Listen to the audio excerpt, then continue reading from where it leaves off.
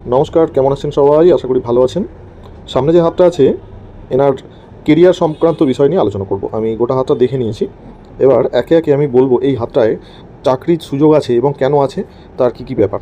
ঠিক আছে? প্রথমে তো হাতটা আপনারা দেখলে বুঝতে পারবেন, যারা একটু একটু বোঝেন। হাতের মঙ্গল অত্যন্ত শুভ আছে, চন্দ্র পর্বত মোটামুটি বেশ ভালো শুভ। এগুলো সরকারি চাকরির সাথে সরাসরি যুক্ত নয়। মঙ্গল অশুভ হলে মিলিটারি বা পুলিশের চাকরিতে বা সাহসিকতা লাগবে এমন চাকরিতে কিন্তু পিছিয়ে যায়।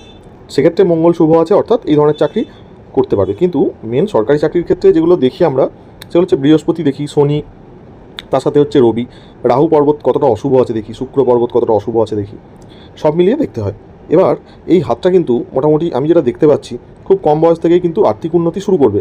কারণ ভাগ্যরেখা একেবারে শুরুর দিকে ঠিকঠাক ছিল না, পরবর্তীতে 20-22 বছরের পর থেকে ভাগ্যরেখাটা স্ট্রংভাবে উঠে একেবারে শনি পর্বত আর রবি পর্বতের মাঝামাঝি যে পৌঁছে গেছে। অর্থাৎ তার নিজের ভাগ্য একেবারে অল্প বয়স, অর্থাৎ 20-22-এর পর থেকে জীবনের শেষ দিন পর্যন্ত সাথে থাকবে। শুধু ভাগ্যরেখা মানে ভাগ্য নয়, অর্থরেখাও, এটাকে অর্থরেখাও বলে অনেকে। এই হাতে কিন্তু চন্দ্র পর্বতে একটা তিল আছে, যা মানসিক চঞ্চলতা তৈরি করবে। জলপথ ভ্রমণে সাবধান হওয়ার প্রয়োজন আছে। এবার রবি পর্বতে যে রবি রেখা, তার থেকে স্পষ্ট বোঝা যায় যে সরকারি চাকরির জন্য এই হাত কিন্তু প্রস্তুত নয়। সে চেষ্টা করছে, কিন্তু চেষ্টাটা ঠিকঠাক হচ্ছে না।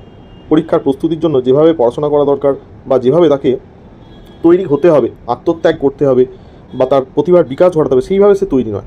এটা স্পষ্টই বোঝা যায়। কোনো স্টুডেন্ট যদি ফাঁকি মারে, 1 মিনিটের মধ্যে তার হাত থেকে বলতে পারো সে কতটা ফাঁকি মারছে। এবার রাস্তা কি? সমাধানের রাস্তা আছে। যাদের হাতে রবি খারাপ থাকে তাদের সমাধানের একটাই রাস্তা, অধ্যাবসায়। গুরুজনকে সম্মান করা, পিতা মাতার স্তরের যে মানুষ তাদেরকে সম্মান করা, এবং অধ্যাবসায় ও নিজের মাইনাস পয়েন্টগুলো দূরে সরানো। রবির কিছু প্রতিকার অ্যাস্ট্রোলজি মতে আছে, সেগুলো তো অবশ্যই আমি শেষে দিয়ে দেবো। কিন্তু ঠিকঠাকভাবে গুরুর পরামর্শ নেওয়া হয়নি, এই হাতটা দেখে স্পষ্টভাবেই সেটা বোঝা যাচ্ছে।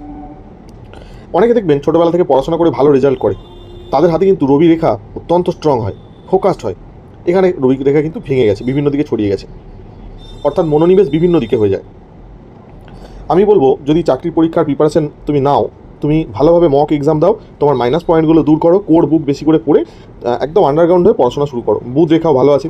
হাতের অন্যান্য ক্ষেত্র দেখে আমার মনে হয়েছে একটু চেষ্টা করলে 10 থেকে 20% হাতের আরও শুভ ফল পাওয়া যাবে। ভালো থাকবেন সবাই, দেখা হবে একটা অন্য ভিডিও।